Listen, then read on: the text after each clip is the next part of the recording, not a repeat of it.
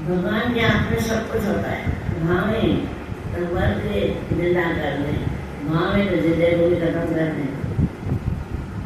आप देखते हो गर्भ में इंसान मर जाता है, चौथे महीने में, तीसरे महीने में, पांचवें महीने में, कोई बचा सकता है क्या? और उसका बच गया। जिसका राखा भगवान है उसको क्या करेगा आगे भगवान?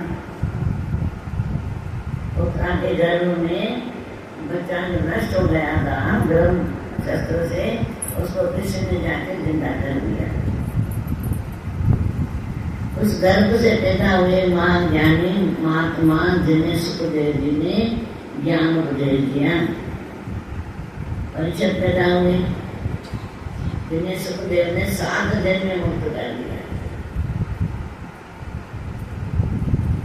इतनी बात बड़ी जिन्हें सुखदेव ने ज्ञान उपदेश दिया। जन्म कर्म मृत्यु और उसके बाद जो गति उन्हें बराबर हुई वह सब आदि आप ठीक समझते हो। कहीं हम लोग बड़ी श्रद्धा के साथ सुनना चाहते हैं, हम बोलते हम तो बहुत श्रद्धा से ज्ञान सुनना चाहते हैं। परिषद ने कौन सी श्रद्धा से सुना था? आज 7 दिन में भगवान से मिलके एक हो गया। विचार करो। सूर्य जी ने कहा धर्मराज युधिष्ठिर अपनी प्रजा को प्रसन्न रखने हुए पिता के समान उसका पालन करने लगे। भगवान कृष्ण के चरण कमलों के सेवन से वे समस्त भोगों से निवृत्त हो गए थे। सोने काले ऋषियों के पास अतुल संपत्ति थी, उन्होंने बड़े बड़े यज्ञ किए थे तथा फलस्वरूप श्रेष्ठ लोगों का अधिकार प्राप्त किया था। इतने हवन की उनको सब कुछ यश वैभव सब प्राप्त हो गए। उनकी रानियां भाई अनुकूल थे, सारी पृथ्वी में उनकी थी। वे जगत द्वीप के स्वामी थे, उनकी कीर्ति स्वर्ग लोक तक फैली हुई थी। उनके पास भोग की ऐसी सामग्रियां थी जिनके लिए देवता लोग का भी लालसा रहते थे, परंतु जैसे भूखे मनुष्य को भोजन के आंतरिक दूसरे पदार्थ नहीं सुनाते, वैसे ही उन्हें भगवान के सिवाय दूसरी कोई वस्तु सुख नहीं देती। वे राजाओं के पास उसका सब सुख थे, क्या नहीं थे? जो देवताओं को भी सुख प्राप्त नहीं होते वो उसको थे। उसके बाद बोला जो भगवान की भक्ति करता है ना, भगवान के सिवाय दूसरा कुछ भी वस्तु या सुख नहीं मांगता। सोनक जी उत्तरा के गर्भ की धरती पर वीर शिशु परिषद जब अश्वत्थामा के ब्रह्मचर्य के तेज से जलने लगा तो उसने देखा कि उसकी आंखों के सामने एक ज्योति पुरुष पैदा हुआ था जो बिजली के समान चमकता हुआ पीतांबर धारण किया हुए, सिर पर सोने का मुकुट झिलमिला रहा था। और सुंदर विकार पुरुष के बड़ी ही सुंदर लंबी लंबी 4 भुजाएं हैं, कानों में दबाए हुए सोने के सुंदर कुंडल हैं, आंखों में लालिमा है, हाथ में लुके समान जलती हुई गदा, लेकिन उसे बार बार घुमाता जा रहा है और स्वयं शिशु के चारों घूम रहा है। जो गदा थी उसको भी ऐसे घुमाता जा रहा है, कुछ भी घूमता जा रहा है और उसकी चारों तरफ रक्षा की है। जैसे सूर्य अपनी किरणों से कुएरे को भगा देता है। कुएरे माना ओस, सुबह सुबह ओस होती है ना, जैसे धूप तेज निकलती है उसको गायब कर देती है। ऐसे ही भगवान ने इतनी तेजस्वी ताकत से अंदर शिशु की रक्षा की कि गुरु भी इतना तेजस्वी ज्ञान देता है हमको।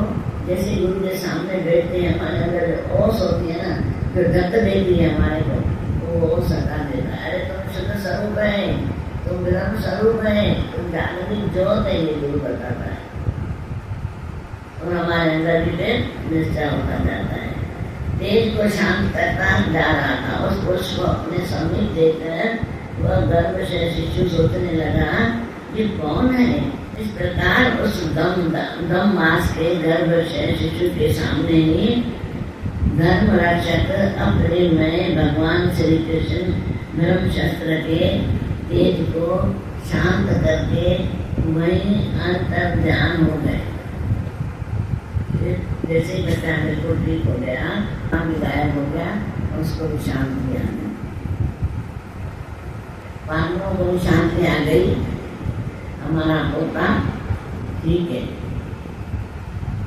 जो भगवान के ऊपर रखता है, भगवान उसके कार्य अपने आप करता है। महाराज युधिष्ठिर दान के योग्य समय को जानते थे। उन्होंने प्रजातीरथ नामक काल में अर्थात नान काटने के पहले ही ब्रह्मा को स्वर्ण, गौ, पृथ्वी, गांव, उत्तम जाति घोड़े और उत्तम अन्न का दान दे दिया। जैसे बच्चा बड़ा बच्चा पैदा हुआ है, अभी नान भी नहीं कटा था माँ से, उसने इतना दान कर दिया।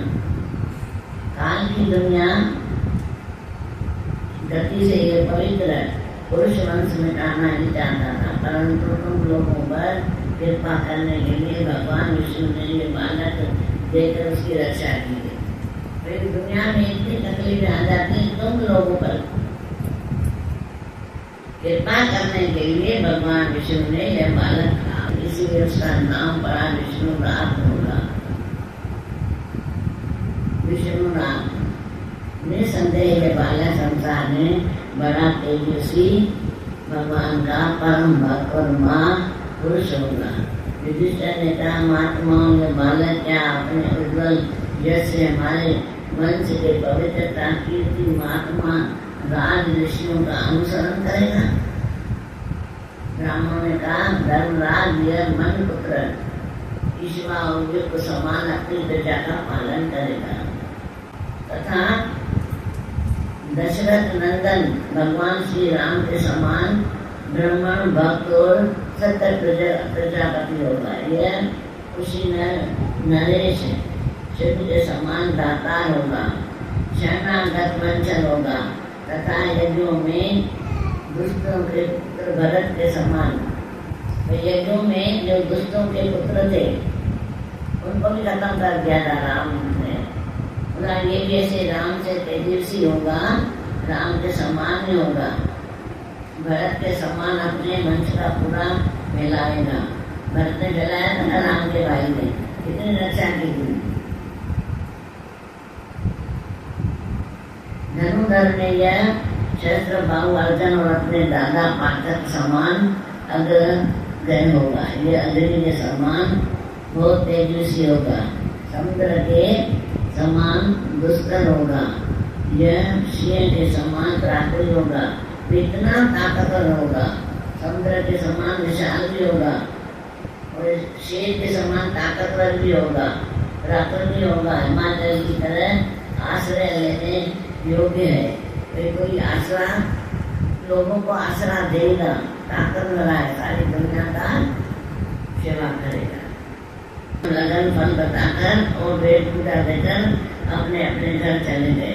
वही बालक संसार के परिषद के नाम से प्रसिद्ध हुआ, क्योंकि वह समृद्ध बालक गर्भ से जिस पुरुष का दर्शन पा चुका था उसका स्मरण करता हुआ लोगों में उसकी परीक्षण करता रहता था कि देखे इनमें से कौन सा हुआ है।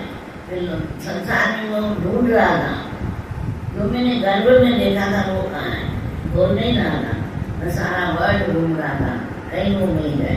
जैसे शुक्ल पक्ष में दिन प्रतिदिन चंद्रमा अपनी कलाओं से पूर्ण होता है, बढ़ता रहता है, वैसे ही राजकुमार भी अपने गुरुओं के लालन पालन से अनुदिन बढ़ता हुआ शीघ्र ही शाना हो गया, समझदार हो गया। इसी प्रकार सपनों के वर्ग का प्रायश्चित करने के लिए राजा युधिष्ठिर ने अश्वमेध यज्ञ के द्वारा भगवान की आराधना करने का विचार किया, परंतु प्रजा से वसूल किए हुए कर और जन्माने की रकम के आंतरिक और धन न होने के कारण वे बड़ी चिंता में पड़ गए। उनका अभिप्राय समझकर भगवान कृष्ण की प्रेरणा से भाई उत्तर दिशा में राजा मरुद और ब्राह्मणों द्वारा छोड़ा हुआ बहुत सा धन ले आए। उससे यज्ञ की सामग्री एकत्र करके धर्मवीर महाराजा युधिष्ठिर ने 3 अश्वमेध यज्ञों के द्वारा भगवान की पूजा की। अगले जमाने में यज्ञ बहुत चलते थे, थोड़ी थोड़ी बातों में यज्ञ कराते थे। क्यों कि यज्ञ से पृथ्वी शुद्ध होती है। आजकल यज्ञ कहाँ होते, बंद हो गए ना धीरे धीरे। पहले आज से 20 साल पहले भी यज्ञ होते थे, 20 साल पहले भी होते थे। 101 यज्ञ किया जाता था जिसको भी आहुति देते थे। क्योंकि धरती भी शुद्ध होती है, धरती से हमारा सारा प्रकृति शुद्ध होती है, हमारी सांसें शुद्ध होती है, हमारे अंदर वो सांसें शुद्ध जाती हैं, हमारे अंदर पूरी पवित्रता आती है। यज्ञ संपन्न कराकर अपने सुदृढ़ पांडवों की प्रसन्नता के लिए कई महीनों तक वहीं रहे। सोनक युद्ध के बाद भाइयों से राजा युधिष्ठिर और द्रौपदी से अनुमति लेकर अर्जुन के साथ यदुवंशियों से गिरे हुए भगवान कृष्ण ने द्वारका के लिए प्रस्थान किया। अब पांडवों अपनी गद्दी में बिठा के आगे सब कार्य उतार के गए अपने गांव।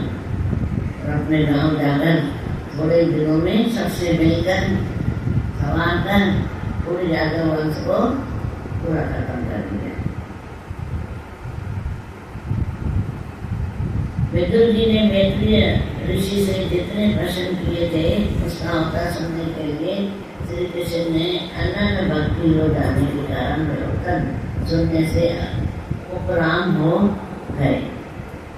जब दिखा कि विदुर जी तीर्थ यात्राओं में महर्षि मैत्रेय आत्म ज्ञान प्राप्त करके हस्तिनापुर लौट आए। उन्हें जो कुछ जानने की इच्छा थी वह पूर्ण हो गई। विदुर जी ने मैत्रेय ऋषि से जितने प्रश्न किए उनका उत्तर सुनने पहले ही कृष्ण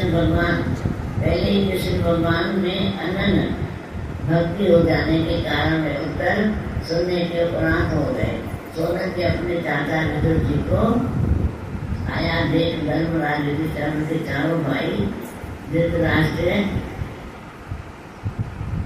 संजय, कृपाचार्य, कुंती, गांधारी, द्रौपदी, सुभद्रा, उत्तरा, कृपी तथा पांडव परिवार अन्य सभी नर नारी और अपने पुत्रों सहित सब बड़े बड़े प्रसन्नता से मानो मृतक शरीर से प्राण आ गया, जैसे भी प्राण आ गया।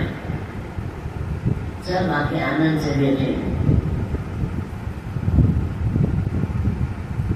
अनुभव करते हुए उनकी अगुवानी के लिए सामने गए तथा लोग और सब उनके मिले और विरह जनित उत्साह से होकर सबने प्रेम के आंसू बहाए। युधिष्ठिर ने आसन पर बैठाकर उनका यथाचित सत्कार किया। जब से भोजन एवं विश्राम करके सुखपूर्वक आसन पर बैठे थे तब युधिष्ठिर ने विनय से झुककर सामने उससे कहा। युधिष्ठिर ने कहा, चाचा जी, अगर विदुर था जैसे कृष्ण भगवान गया सवालों के जवाब ढूंढने गया था, उनको सवालों के जवाब तो मिल गए, पर जैसे इधर आया कृष्ण चला गया। उनको जो पांडव थे उन्होंने बहुत इज्जत दी क्योंकि अपना चाचा मानते थे, पूरी साथ में बैठा गए। एक पांडव का बाप और दुर्योधन, पांडु और ये विदुर, ये तीनों साथ में बैठा हुए थे। उसको चाचा चाचा करके बहुत इज्जत देते थे और उसको गद्दी में बिठाया, बोला आप बैठो, विश्राम करो, आसन बैठने देगा। युधिष्ठिर विक्रम झुक करके उसको बोला आप बैठो, बहुत आदर बढ़ाया। वैसे ही आपने अत्यंत अपने कर कमलों की छत्र छाया में हम लोगों को पाला पोसाए। बार बार आपने हमें और हमारी माता को विषदान और लावा दे आदि विपदों से बचाया है। बोलने लगा आपने हमें आसरा दिया, आपने मुझे बचाया है, हम सबको। विष से भी आपने बचाया, कागरे से भी आपने बचाया। कभी हम लोगों की याद करते रहे, कभी हम लोग याद करते रहे आपने पृथ्वी पर विचरण करते समय जिस व्यक्तियों से जीवन निर्वाह किया, आपने पृथ्वी तल पर किन किन तीर्थों के मुख्य क्षेत्रों का सेवन किया। आप हाल तो कहाँ गए थे और कौन से तीर्थ घूम के आए जो दादा बोलने लगे, आप हमको समाचार बताओ कहाँ अच्छा लगा। आप जैसे भगवान के प्यारे भक्त स्वयं ही तीर्थ स्वरूप होते हैं। और मान लो क्या बोल रहे हैं रुद्र को कि आप जैसे भगवान के प्यारे भक्त स्वयं ही तीर्थ स्वरूप होते हैं। आप लोग अपने हृदय में विराजमान भगवान के द्वारा तीर्थों को भी महातीर्थ बना देते हैं। आप भगवान के भगत है ना, खुद तीर्थ है, जहाँ जाते हैं उनको महातीर्थ बना देते हैं। आप तीर्थ यात्रा करते हुए द्वारका भी अवश्य ही गए होंगे। वहाँ हमारे सुंदर भाई बंधु यादव लोग जिनके एकमात्र आराध्य देव कृष्ण है, अपनी नगरी में सुख से तो है ना, बेटर से कुछ नहीं। क्या आप उधर भी गए होंगे भगवान के पास ही, आराध्य के पास गए होंगे। क्या वहाँ पे आपने भगवान से मिले, उस नगरी में गए, कृष्ण की नगरी में।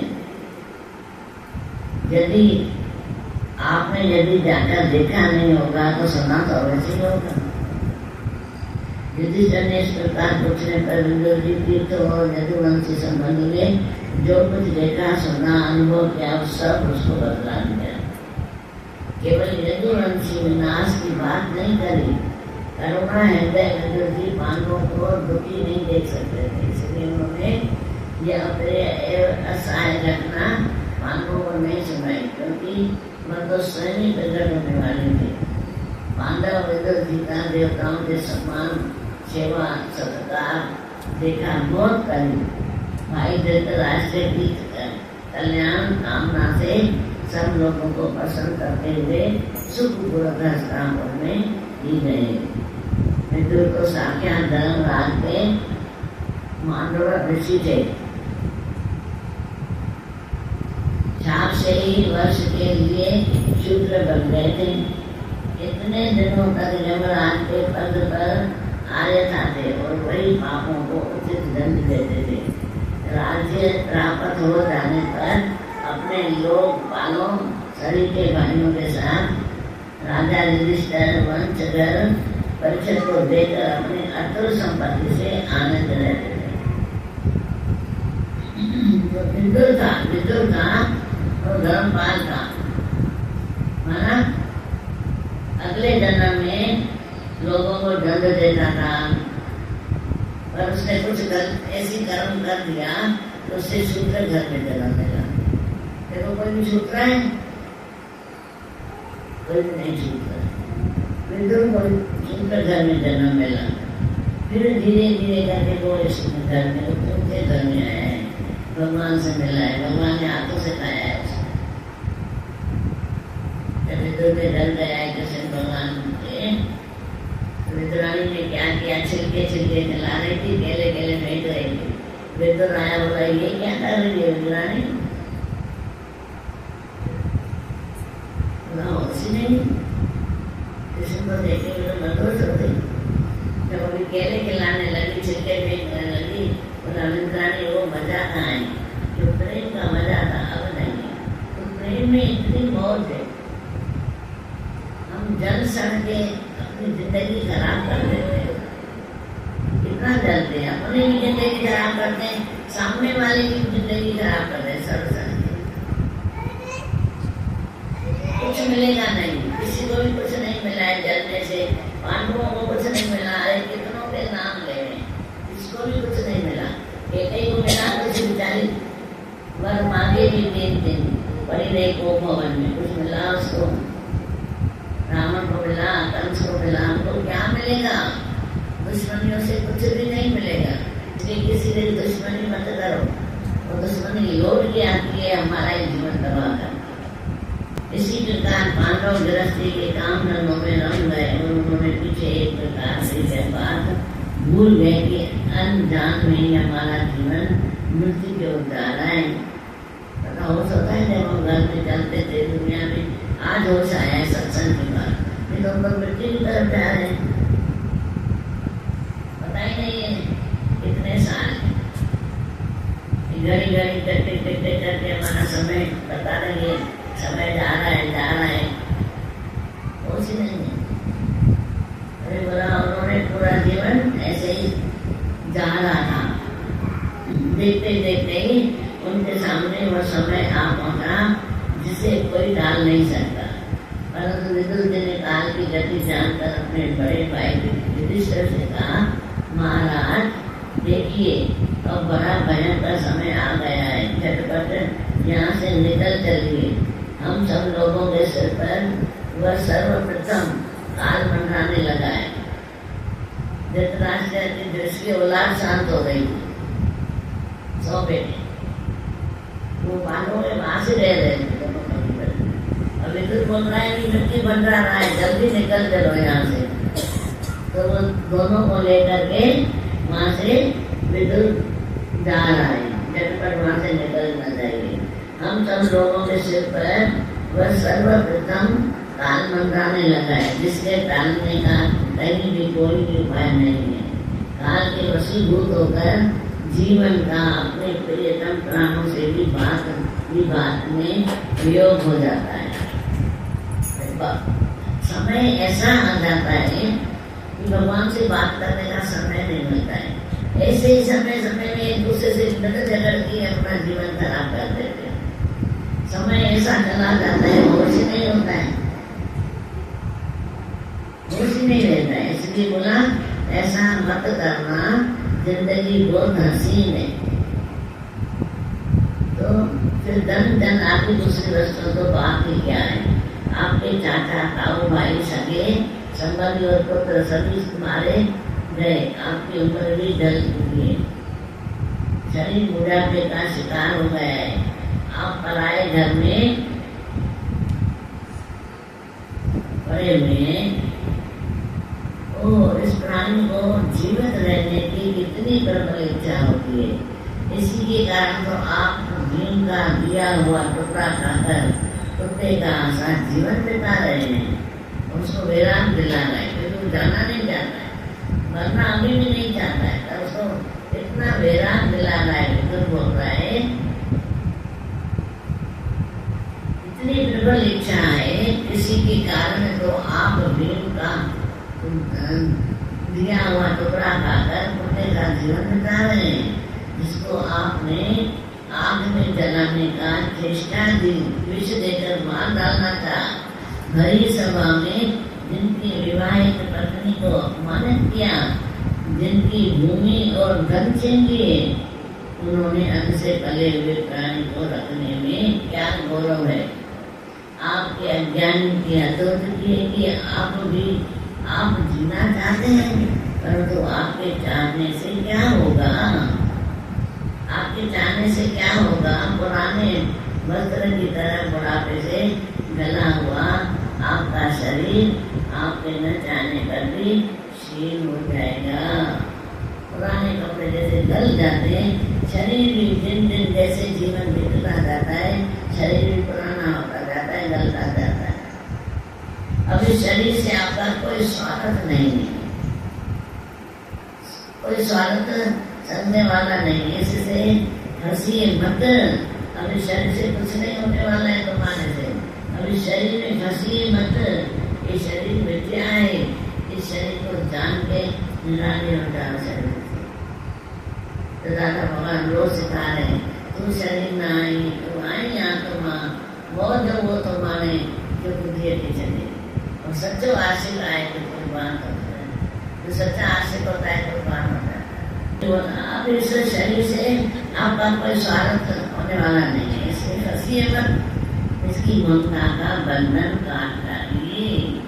जो संसार के संबंधियों से अलग रहकर उनके अनजाने में अपने शरीर का त्याग करता है, वही जीव कहा गया है। जो संसार में रहते हुए अपने शरीर को छोड़ता जाता है, रोज रोज बुलाता जाता है कि मैं शरीर नहीं हूँ, नहीं हूँ, नहीं हूँ, त्याग करता जाता है, वो धीर पुरुष है। चाहे अपनी समझे से हो, चाहे दूसरों को समझने से हो, इस संसार को दुख रूप समझकर इससे विकृत हो जाता है। इस संसार को दुख रूप समझिए, सुख नहीं है संसार में। ये तो अपना सुख निकालना है अपने अंदर से। मेरा घर, मेरा परिवार, मेरी औलाद है क्या मेरा? है क्या? आँख बंद होते ही जाना है सपना, जो देखा सपना, सपने में फंस गए मेरा मेरा मेरा। जब तक जीवित सांसें हैं प्यार से रहो। प्यार के सिवाय कोई उत्तम और कोई है ही नहीं। तो आजकल झगड़ा करके घर को 10 घर बना देते हैं। पर कम से कम सुखी तो रहो, आनंद में तो रहो, शांति से तो रहो, न्याय तो रहो दुखों से।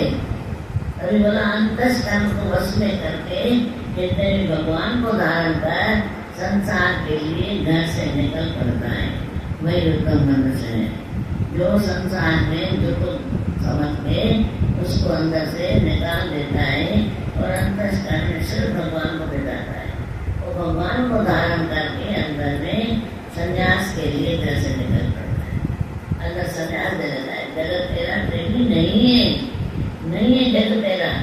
पहले मेरे बाप का, फिर उसके बाप का, उसके बाप का, उसके बाप का, मेरे बाप मेरे बच्चे का। तो मेरा कहाँ से आया? उसके बाद उसके बच्चे का। ये है ही नहीं किसी का। फालतू में मेरा मेरा मेरा करके हम मर गए हैं। कलयुग जीना सिखाता है। वही का मनुष्य है। इसके आगे जो समय आने वाला है वो मनुष्य के गुणों को घटाने वाला होगा। अब उस टाइम क्या बोला है ने? अभी जो समय आने वाला है संसार में वो मनुष्य के गुणों को घटाने वाला है। आज देखो कितने गुण घट गए। आज धीरज है, संतोष है, प्यार है। कौन बात करेगा? पीछे पड़ जाएगी, बातें नहीं करते। एक शब्द के नीचे बात नहीं करते।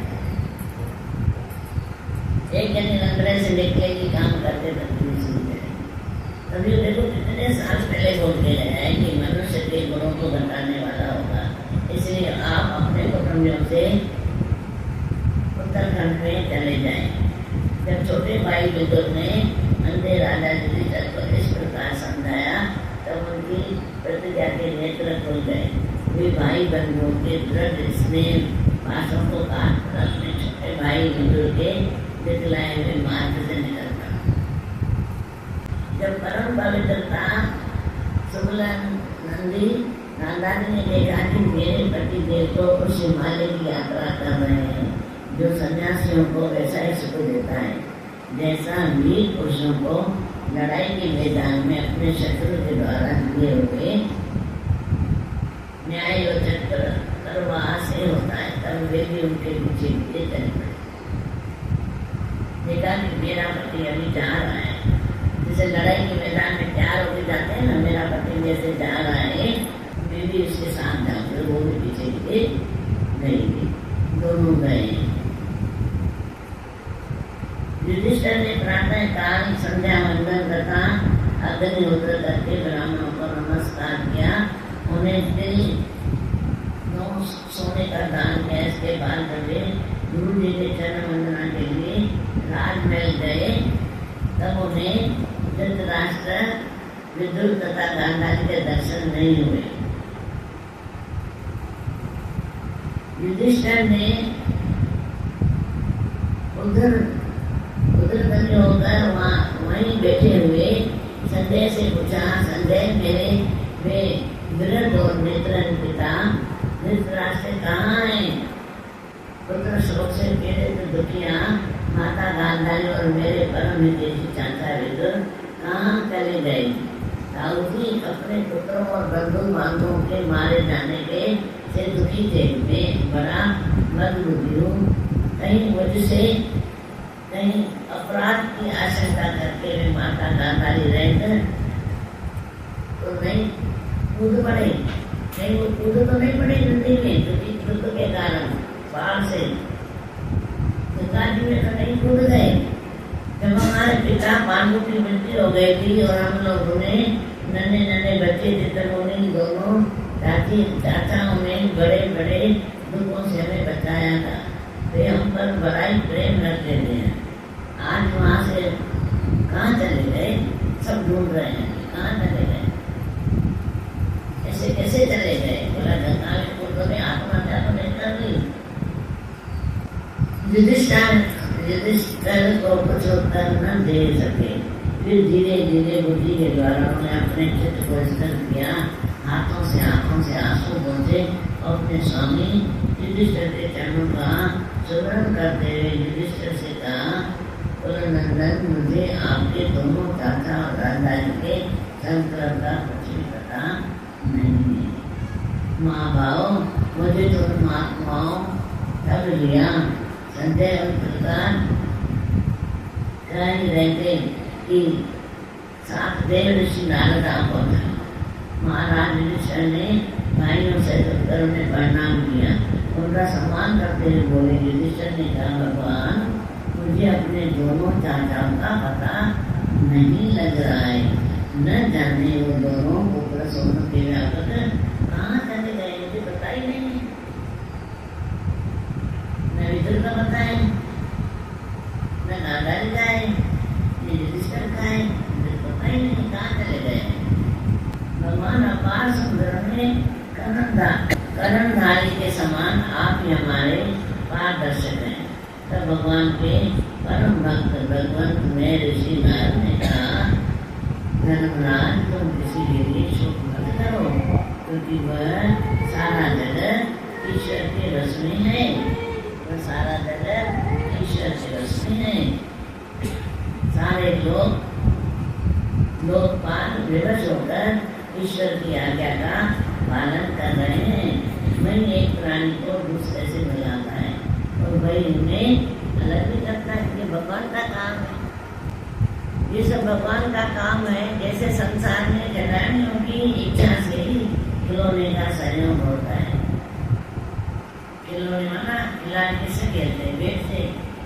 तो बाद में बेट बने ना, बाल बाद में बने ना, पहले तो खिलाड़ी बने ना।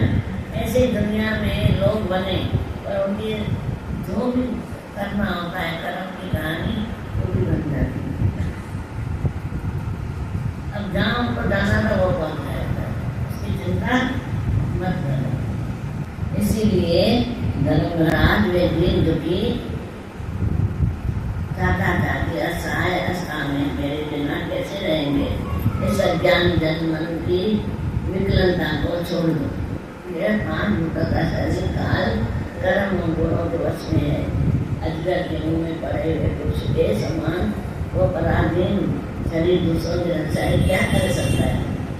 तो बड़ा कुल काल के मुंह में पड़ा है, उसकी रक्षा तुम क्या कर सकता है। अजगर के मुंह में पड़े सर, वो रक्षा करेगा क्या। हाथ वालों के बिना, हाथ वाले 4 पैर वाले पशुओं के बिना पैर वाले, और उनमें भी बड़े जीवों के छोटे जीव आहार है। क्या बोल रहे, सब एक दूसरे के आहार है। वे छोटे छोटे जीव हैं, वो बड़ों के आधार खा रहे हैं, फिर वो उसको दूसरे खा रहे हैं, उसको तीसरे बड़े खा रहे हैं, उसको चौथे बड़े खा रहे हैं। ऐसे ही खा रहे हैं। हमारे ऊपर भी काल है, सांप के समान अंदर सांप आगे चला जा रहा है, जीवों को खा रहा है। इसी प्रकार एक जीव दूसरे जीव के जीने का कारण हो रहा है।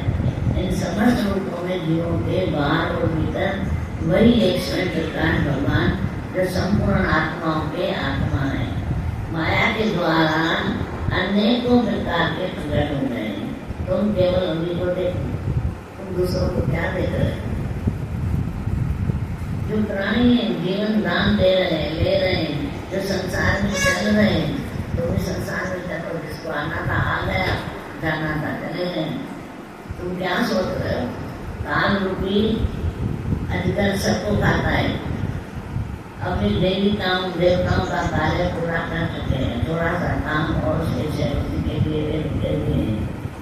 जब तक वे प्रभु यहाँ आए तब तक तुम लोग भी उसकी प्रतीक्षा करते रहो। जब तक भगवान है प्रतीक्षा कर रहे हो, फिर सब पूरा हो जाएगा मामला, फिर पांडु भी चले जाएंगे। है क्या जिनके लिए लड़ाई की भी देखो, जल्द करनी चाहिए, करनी चाहिए। तो गद्दी छोड़ करके पांडवों को देके छोटी उम्र में गद्दी करके जा रहे हैं। ये संसार है, सिर्फ एक दूसरे का आसरा है, सहारा है। एक घर में भी 2 जने रहे, 4 जने रहे, एक दूसरे का आसरा बन के रहे, सहारा बन के रहे। अगर प्रेम है तो वो सहारा बन रहे हैं, अगर प्रेम नहीं है तो वो सहारा भी नहीं बन रहे।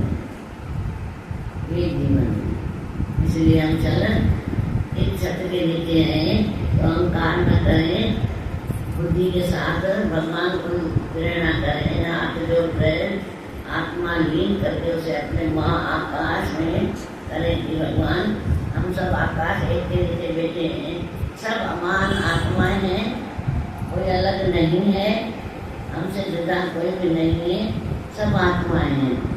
ऐसा सोचने वाला इंसान न खुद अकेला रहता है न औरों को अकेला रहने देता है। कोई इंसान अपने ग्राम को वश में कर सकता है, कोई संसार से जीत जाता है, नहीं तो जीते जी मर जाता है।